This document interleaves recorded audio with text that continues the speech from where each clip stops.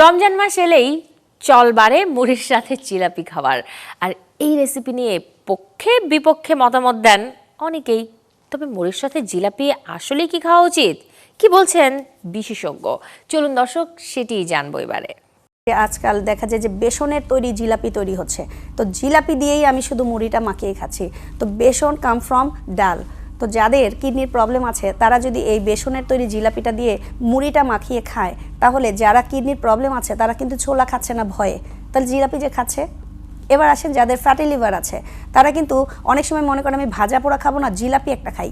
তো জিলাপি খেলে কি আপনার ফ্যাটি লিভার ভালো হয়ে যাবে? জিলাপিটা ভাজে কিভাবে? ওতে কিন্তু ট্রান্স ফ্যাট তৈরি হয়।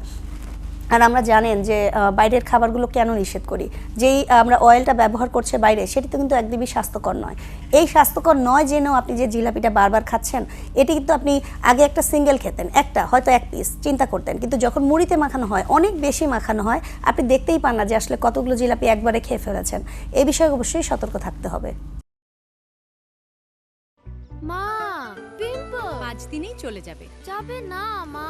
যাবে, নিমের 5 অংশের পাওয়ারে 5 দিনেই দূর হবে পিম্পল। হিমালয়া পিউরিফাইং নিম ফেস ওয়াশ।